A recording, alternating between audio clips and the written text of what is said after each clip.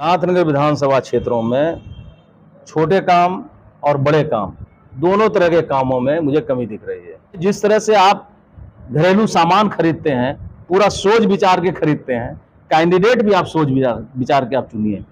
सिर्फ इसलिए एमएलए नहीं बनना है कि बस हम विधायक जी हो गए, विधायक जी कहला रहे हैं, पटना आ रहे हैं, जा रहे हैं, इसके लिए नहीं बनना है। हर तरह से हमारा किसान मार खा रहा है। तो ये एक विजन है कि भाई हमको कृषि को कैसे आगे बढ़ाना है। नौकरियां तो उतनी मिल नहीं रही है लोगों को, तो भागलपुर के पहचान वो विलुप्त होते जा रहा है। हाँ, वो विलुप्त होते जा रहा है। वो हमको यहाँ पे काम करना है, लोगों के जीवन स्तर को उठाना है। जितने लोग राजनीति में आएंगे तो हमारा डेमोक्रेसी उतना सुंदर होगा।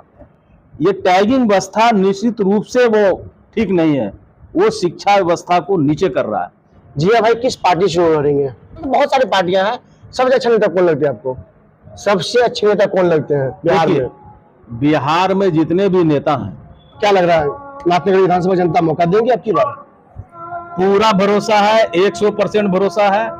और जनता ही हमको यहाँ पे लाया है और जनता ही वहां पहुंचाएगी। लोग नौकरी पाने के लिए क्या कुछ नहीं करते हैं और नौकरी को पाने की दर दर की ठोकरी खाते हैं। बावजूद जब अच्छी नौकरी मिल जाती है तो लोग चाहते हैं कि ऐशो आराम की जिंदगियां गुजारे।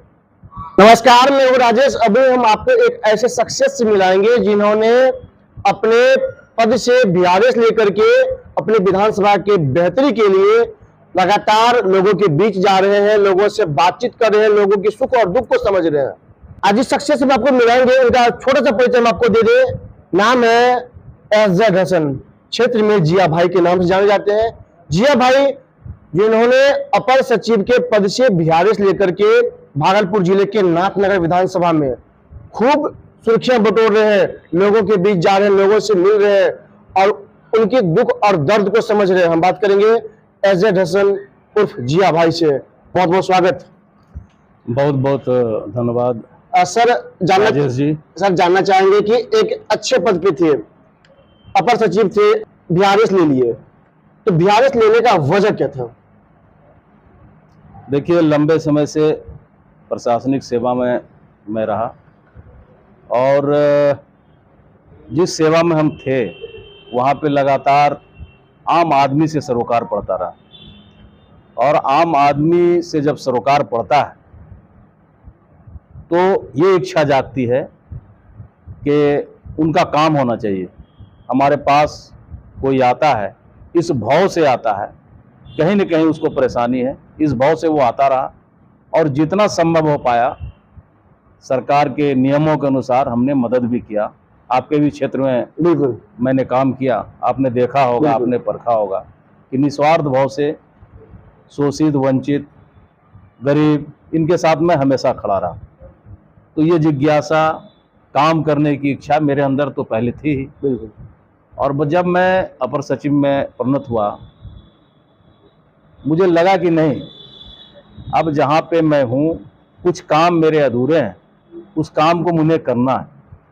जो काम पदाधिकारी के हैसियत से मैं नहीं कर पाया, राजनीति में अगर मैं प्रवेश करता हूँ, अगर विधानसभा में मुझे अवसर मिलेगा जाने का, तो जहाँ कानून बनता है, जहाँ रूल बनते हैं, वहाँ पे अगर मैं अपनी बात को रखूँगा तो वैसे काम हो जाएंगे जो अभी भी बहुत सारे काम सरकारी नियमों में इस तरह से बंधे हुए हैं जिनको और फ्लरिश करने की आवश्यकता है, एक्सपैंड करने की आवश्यकता है, बहुत सारी चीज़ों को विलोपित करने की आवश्यकता है, जो कि आम जन को उसका लाभ मिल पाए। क्योंकि शासन सत्ता चाहे विधायिका हो, कार्यपालिका हो, तो हम तो कार्यपालिका में काम कर रहे हैं, बिल्कुल, और न्यायपालिका तो अनुश्रवण करती है। तो विधायिका में और कार्यपालिका में आप देखे होंगे कि कुछ कुछ चीज़ इतने आसान कर देते हैं विधायिका के द्वारा, फिर कार्यपालिका उसको बहुत बेहतर ढंग से करती है। और कहीं ना कहीं फिर लगता है जो एग्जीक्यूट कर रहा है उसको लगता है कि नहीं, ये काम तो ठीक है, यहाँ तक होना चाहिए, इसमें और कुछ लिबर्टी की आवश्यकता है। वो लिबर्टी कैसे मिल सकती थी? हम लोग पत्राचार करें, हम लोग सीनियर ऑफिसर्स को संज्ञान में देते भी रहे, लेकिन कुछ हद तक सुधार भी हुआ, लेकिन पूरी तरह से नहीं हो पाया।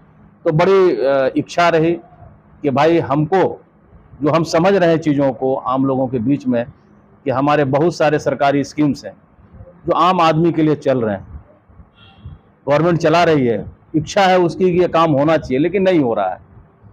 तो क्यों नहीं हो रहा है? तो आरोप लग जाता है रेड टेपिज्म, पदाधिकारियों की मंशा नहीं है, या तो पत्रों में पदाधिकारी को स्पष्ट निर्देश नहीं है, तो कहीं ना कहीं कुछ कमी है। वो कमी को दूर करने के लिए आपको विधानसभा जाना होगा, लोकसभा जाना होगा। तो चूंकि 2025 में विधानसभा चुनाव होना है, तो मैंने उसके पहले अपने नौकरी का परित्याग कर दिया और नाथनगर चूंकि मेरा गृह इलाका है, तो यहाँ पे मैंने चूज किया। पूर्व में भी चूंकि सामाजिक सरोकार से हमेशा मैं लगा रहा हूँ, और साथ ही भागलपुर एथलेटिक एसोसिएशन का 18 साल से अध्यक्ष भी हूँ। तो सभी यूथ हमारे साथ पहले से भी कनेक्टेड हैं, और सामाजिक सेवा, सामाजिक सरोकार, लोगों की सहायता करना, ये हमारे हॉबी में है, हमारे नेचर में है। सर ये जानना चाहेंगे कि ये बात आपने कहा युवाओं का साथ खूब मिल रहा है, आप भी तो 18 साल से युवाओं का साथ दे रहे हैं। जॉब में रहने के बावजूद युवाओं के बीच रहते थे, संडे तो युवाओं के बीच गुजरता था, जो मुझे जानकारी है। अब लगातार आप जो है क्षेत्र भ्रमण में जा रहे हैं, विधानसभा स्तर में घूम रहे हैं, लोगों का किस तरह प्यार मिल रहा है? युवाओं का तो प्यार मिल रहा है, बुजुर्गों का कितना प्यार मिल रहा है, महिलाओं का कितना प्यार मिल रहा है?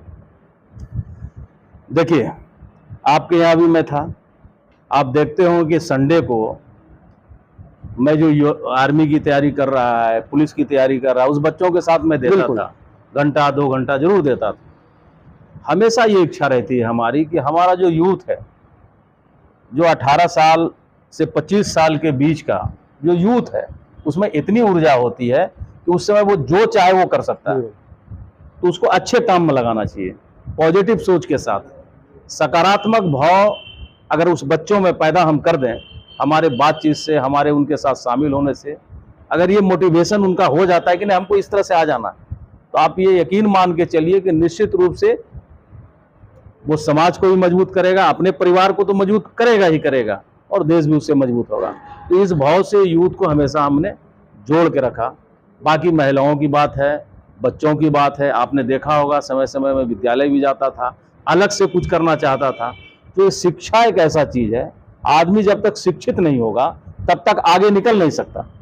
आज भी हमारे यहाँ पे इस भाव से लोग शिक्षा हासिल अगर कर रहे हैं, कोई भी विद्यार्थी, कि हमको सर्टिफिकेट चाहिए, तो उसका कोई मतलब नहीं है। वास्तविक शिक्षा का ग्रहण हो, और उस शिक्षा के द्वारा वो अपने जीवन को आगे बढ़ा सकता है, और खेल को अगर आप उसके साथ जोड़ दें तो और बेहतर बना सकते हैं। अच्छा, लगातार क्षेत्र भ्रमण कर रहे हैं, लोगों के बीच जा रहे हैं, तो नाथनगर विधानसभा की अगर हम बात करें तो नाथनगर विधानसभा में आपको क्या कुछ कमियां अब तक नजर आ रही है? नाथनगर विधानसभा क्षेत्रों में छोटे काम और बड़े काम, दोनों तरह के कामों में मुझे कमी दिख रही है। यहाँ पे किसानों की समस्या है, बड़े पैमाने पे किसानों की क्या समस्या है? आप देखेंगे कि नाथनगर विधानसभा क्षेत्र के किसी भी क्षेत्र में नहर नहीं। हमारा किसान प्रधान इलाका है। आपके यहाँ पे, आप छातापुर के हैं, आप वहाँ पे नहर है, बिल्कुल, वहाँ पे नहर का पानी मिलता है आपको, जब चाहे किसान को मिल जाता है, क्योंकि वो नेपाल से सटा हुआ डैम है, वहाँ पे आपका सटा हुआ है। सुपौल जिले में आपको नहर है, लेकिन ये नहर सुविधा हमारे भागलपुर जिले में नहीं है। अब हमारा किसान क्या है, अभी बारिश हुआ, अब अगर बारिश हो गया और इसके बाद बारिश ना हो 2 महीना, तो पूरा धान सूख जाएगा, सुखाड़ में परिवर्तित हो जाएगा, फिर बचा नहीं पा रहा है लोग। मतलब कभी बाढ़ और कभी सुखाड़ की स्थिति बनी रहती है। तो यहाँ पे नहर हो, ये बड़ी समस्या है। सिंचाई का प्रबंधन बहुत आवश्यक है। सिंचाई अगर नहीं होगा तो हमारा किसान आगे नहीं बढ़ पाएगा। इस पे किन्हीं का ध्यान नहीं किया। बाढ़ की समस्या है। बाढ़ में आप देखेंगे कि हमारा भागलपुर जिला अभी इस बार चूंकि मैं भागलपुर में कंटिन्यू हूँ, बाढ़ग्रस्त इलाकों में भी घूम रहा हूँ और घूमा हूँ, मैंने देखा है कि यहाँ पे कटाव और बाढ़ का पानी जो गांव में घुसता है, अब 2 कारण से आदमी त्रस्त है। ये विजन है मेरा। पहला तो ये है कि जहाँ पे रिंग बांध की आवश्यकता है, रिंग बांध करें। रिंग बांध अगर बन जाता है तो गांव में पानी नहीं जाएगा। दूसरा ये है कि बाढ़ का पानी जब बढ़ता है, गंगा में पानी जब ऊपर आता है, वो सीधे भागता है नाथनगर सबौर प्रखंड के इलाके में, बड़ा तीव्र गति से जाता है, और जब जाता है तो 10 से 15 दिन में पूरे इलाके में पूरा जलमग्न हो जाता है, खेत को पूरा ढक लेता है, चौड़ जैसी स्थिति हो जाती है। तो जिस गति से जा रहा है पानी, उस गति से फिर निकल नहीं रहा है। अगर गंगा का पानी सूख भी जाता है तो भी पानी वहां फंसा रह जाता है। समस्या होती है लोगों को। तो समस्या वाटर लॉगिंग की है। तो दो परिस्थिति बनती है। तो वाटर लॉगिंग की समस्या समाप्त करने के लिए जिस गति से पानी आया, अगर उसी गति से हम नदी बना, उसी गति से एक नहर बना दें, पानी निकलने का निकास वाली नदी हो जाए, तो लोगों को आसानी होगी। लोगों को ये आसानी होगी कि अगर आप सपोज कीजिए कोई ड्रेन बन जाए, वाटर लॉगिंग को समाप्त करने के लिए कोई ड्रेन बन जाए और गंगा नदी में पानी वापस हो जाए, तो जो हजारों एकड़ जमीन वाटर लॉगिंग के कारण किसान दोबारा नहीं, उसको सिर्फ एक ही फसल रहता है, एक फसल के अलावा दूसरा फसल हो नहीं पा रहा है, तो वैसी परिस्थिति में किसान उसमें 3 फसल भी लगा सकता है। अब उसका दुष्परिणाम देखिए कि अभी सरकारी मुआवजा मिलना है, सरकारी मुआवजा मिलना है, 2 कैटेगरी होती है, एक सिंचित होती है, एक असिंचित होती है, बाढ़ प्रभावित लोगों के लिए। आपदा विभाग का ये नियम है कि हम जब सिंचित होगी भूमि यानी 2 फसला होगी तो वहां पे हम उनको 17,500 देंगे, असिंचित होगी तो हम 8,500 देंगे प्रति हेक्टेयर यानी 2.5 एकड़। अब समस्या देखिए कि नहर पानी की सुविधा नहीं है तो असिंचित है, वो पानी है तो आप सिंचित है, मतलब हर तरह से हमारा किसान मार खा रहा है। तो ये एक विजन है कि भाई हमको कृषि को कैसे आगे बढ़ाना है। नौकरियां तो उतनी मिल नहीं रही है लोगों को, तो भाई किसान पे जो पूरी तरह से खेती पे डिपेंड है उनके भी सुविधा का ध्यान रखना है। यहाँ पे शिक्षा और स्वास्थ्य की क्या स्थिति है? और एक चीज और मैं बताता हूँ, हमारा भागलपुर नगरी, यहाँ पे सिल्क इंडस्ट्री बहुत नामी गिरामी, नाथनगर सिल्क नगरी। अभी एक आदमी हमारे पास आए हुए थे, सिल्क हैंडलूम इंडिया स्टार्टअप किया है इसने। अब देखिए यहाँ पे हमने उससे लंबा बातचीत किया। अब देखिए यहाँ पे जो सिल्क वेवर्स है, जो हमारे बुनकर समाज हैं, बुनकरों के साथ क्या दिक्कत हो रही है कि हैंडलूम बंद हो जा रहा है, और हैंडलूम बंद हो जा रहा है, उसको फिर दोबारा आगे ऑप्शन नहीं मिल रहा है। अब देखिए कितनी मतलब प्रकाष्ठा ये है। अब वो कह रहा है कि हम तो चला लिए लेकिन मेरा बच्चा ये काम नहीं करेगा, इसलिए कि उसमें फ्यूचर नहीं। मतलब कह सकते हैं कि जो कई भागलपुर के पहचान वो विलुप्त होते जा रहा है। हाँ, वो विलुप्त होते जा रहा है। वो तो कह रहा है कि भाई हम तो इसको काम को कर ले चुके, हम दूसरा काम कर नहीं सकते, लेकिन मेरा बच्चा ये काम नहीं करेगा, मजदूरी कर लेगा, दूसरा काम कर लेगा, ये काम नहीं करेगा। तो ये जो ट्रेडिशनल जिसका नाम से भागलपुर जाना जाता है, तो निश्चित रूप से वो विलुप्त के कगार पे है। अब उसमें क्या करना है? अब इसमें जो एजेंसी जो काम कर रही है, इंडस्ट्री डिपार्टमेंट या विद्युत, ये 2 चीजों के मिलने से बहुत सारे लोग ऐसे हैं बुनकर समाज, सब्सिडी का लाभ ग्रामीण इलाके में नहीं मिल पाया। शहरी इलाके में जो बुनकर थे उनको मिल गया, लेकिन नाथनगर विधानसभा क्षेत्र के जो ग्रामीण इलाके थे वहां पे सब्सिडी का लाभ ही नहीं मिला। आज भी हमारे बुनकर के ऊपर 5 लाख, 6 लाख, 7 लाख रुपया ड्यू है, जबकि सरकार ने चिट्ठी निकाला कि आप सबको फ्री कीजिए और फ्रेश फिर कनेक्शन देके आप इसका बिजली बिल काउंट कीजिए। अब पूरा त्राहिमाम है, बुनकर परेशान है, अब हिम्मत नहीं कर पा रहा है। भाई 6 लाख रुपया हमारे पर ड्यूज है, अब वो हिम्मत नहीं कर पा रहा है, तो ये भी एक समस्या है। उसके अलावे नए टेक्नोलॉजी के आधार पर इस इलाके में अगर सिल्क इंडस्ट्री को बचाना है, जो हमारे बुनकर भाई हैं, जो वीवर्स क्लास हैं, तो उनके लिए अलग से यहाँ पे इंडस्ट्री भी लगे, मतलब इसको भी सुनिश्चित कराना। मतलब रोड पे पूरा तैयार है जी, वो हमारे दिमाग में, रोड में हर दिन हम डिस्कशन करते हैं। हम लोगों ने काम किया है, हम लोगों ने देखा है। सिर्फ इसलिए एमएलए नहीं बनना है कि बस हम विधायक जी हो गए, विधायक जी कहला रहे हैं, पटना आ रहे हैं, जा रहे हैं, इसके लिए नहीं बनना, इसके लिए हमको नहीं बनना। हम तो काम करने के लिए आना ना, हमको यहाँ पे काम करना है, लोगों के जीवन स्तर को उठाना है। अरे लोगों के दिमाग में एक सवाल बड़ा घूम रहा है कि जब से एस जगदीशन मतलब जिया भाई आए हैं विधानसभा में, बाकी जो नेता है उनकी बोलती बंद कर दिए हैं, पढ़े लिखे हैं, जानकारी है पूरा। लोग मौका अगर आपको दे तो पहला काम क्या करेंगे? देखिए, पहला बात तो ये है कि ये डेमोक्रेसी है, और डेमोक्रेसी की खूबसूरती है कि इसमें जितने लोग आएंगे, जितने लोग राजनीति में आएंगे, तो हमारा डेमोक्रेसी उतना सुंदर होगा। डेमोक्रेसी क्या है? Participation of maximum people. Democracy तो यही पर हमारा बेस है। तो हमारे कॉन्स्टिट्यूशन में ये डेमोक्रेसी की सुंदरता है कि बहुत सारे उम्मीदवार आएंगे, चुनाव में हिस्सा लेंगे, क्षेत्र घूमेंगे, जागरूकता बढ़ेगी। मैं भी ये चाहता हूं, अगर आप हमसे पूछेंगे तो मैं तो यूथ को भी कहता हूं कि आप भी पॉलिटिकली अवेयर बनिए, समझिए कि राजनीति क्या चीज है, राजनीति क्या चीज है, इसको आप समझें।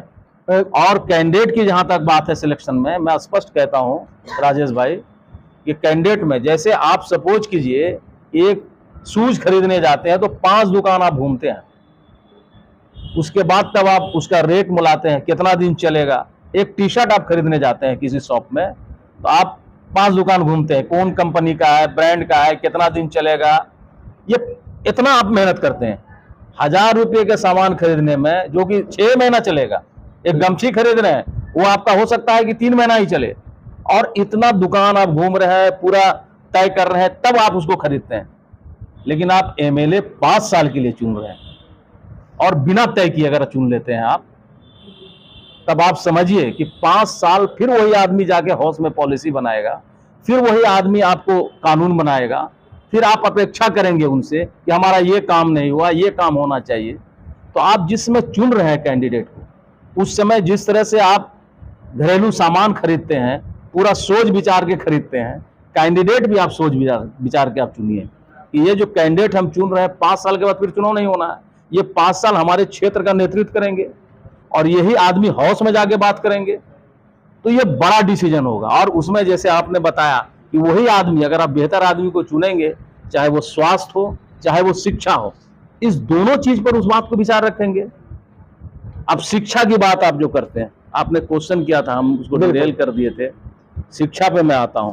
शिक्षा की जो स्थिति है वो अच्छी नहीं, इसलिए अच्छी नहीं है, एक चीज से मैं असहमत हूं पूरी तरह से। पदाधिकारी के रूप में भी हमेशा मैंने इस बात को हाईलाइट किया, शिक्षा विभाग के जो जिला स्तरीय पदाधिकारी थे। एक चीज से मैं सहमत नहीं हूं कि जो ये टैगिंग है स्कूल का, आपने भी देखा होगा, जो एक पंचायत में सरकार ने खोल दिया कि भाई आप हर वार्ड में एक हमारा स्कूल होगा। सरकार की तो नियत ठीक है कि भाई एक वार्ड में एक स्कूल आप बनाइए, बिल्कुल। आपने स्कूल भी खोल दिया, उसके अगेंस्ट में आपने बहाली भी कर दिया, आपने शिक्षक भी दे दिया, आप सारा सुविधा आप उनको दे दिया। बस एक चीज आप नहीं दिए वहां पे, आप भवन नहीं हो पाया वहां पे, अपना जमीन नहीं हो पाया। अब शिक्षा विभाग में आपके 3 साल 4 साल पहले एक निर्णय आया कि जहां पे भवन नहीं है, तो जहां पे नीचे पर उसको टैगिंग कर दिया जाए। जी। मैं इस टैगिंग व्यवस्था के खिलाफ हूं।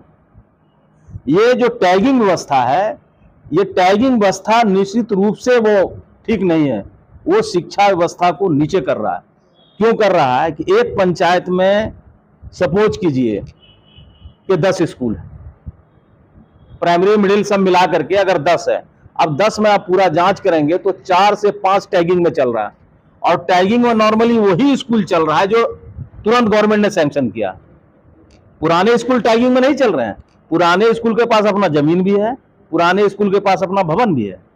नया जो स्कूल सैंक्शन हुआ वो स्कूल आपका टैगिंग में चला गया। सैंक्शन तो आपने कर दिया वार्ड नंबर 4 के लिए, पता चला कि वहां पे सरकारी जमीन उपलब्ध नहीं है, वहां पे भवन नहीं बना, कोई डोनेट नहीं किया या उसको खरीद के नहीं बनाया गया।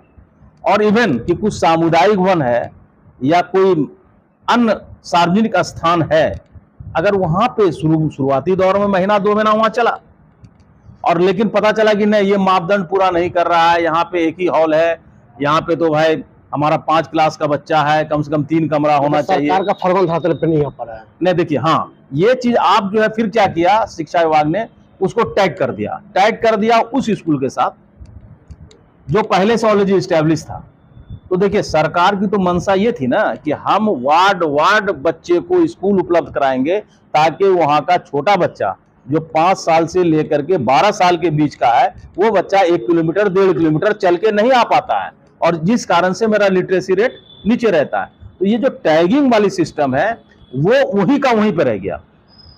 तो मेरा हमेशा ये प्रयास रहेगा जब मैं जाऊंगा, ये टैगिंग को समाप्त कराऊं और ऑप्शन रखूं शिक्षा विभाग के लिए कि आप टैगिंग, सरकारी विद्यालय अगर उपलब्ध नहीं है तो आप भाड़े का वहां पे ले लें किसी के, वहां पे आप उसको चलाएं। आंगनवाड़ी केंद्र कैसे भाड़ा पे चलता है, बिल्कुल आप उसी तरह से विद्यालय चलाएं, भाड़े पे लें।